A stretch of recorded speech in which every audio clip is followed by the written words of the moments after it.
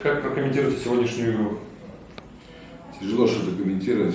Игры сегодня не было с нашей стороны. Со стороны Витебска, может, она и была. Самое страшное, что в сегодняшнем матче мы уступили в мужской борьбе. Не было ни характера, ничего. Команды сегодня не было. Поэтому и комментировать тут нечего. Антон Ильич, простите за вопрос.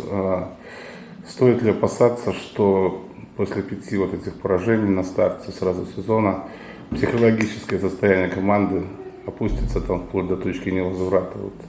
Ну, тяжело об этом судить. Естественно, психологическое состояние не лучшее. Вот, тем более, да, 0 набранных очков.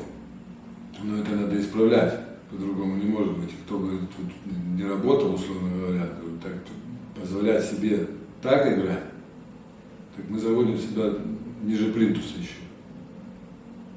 О будущем надо думать, прежде всего, футболистам. И исправлять эту ситуацию. Естественно, нам надо отправная точка, хотя бы очко, чтобы сдвинуться с мертвой. А сегодня такое впечатление, что мы вышли проигрывать. Не играть в футбол, а проигрывать заранее. Так для чего выходить тогда? Зачем этим делом заниматься? Ну, есть возможность исправиться. Ну, невозможного ничего не бывает. Естественно, надо усиливаться в трансферное окно, искать футболистов, у которых будет желание играть за этот клуб, за молодечный, вот, и помогать на выравнивать ситуацию. Но до этого еще надо дожить. Спасибо большое. Возможно, какие-то будут изменения в составе в следующей игре?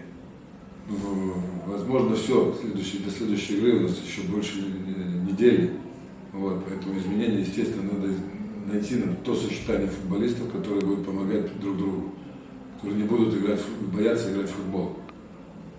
Но прежде, чтобы что-то менять, надо самому дожить до следующего тура.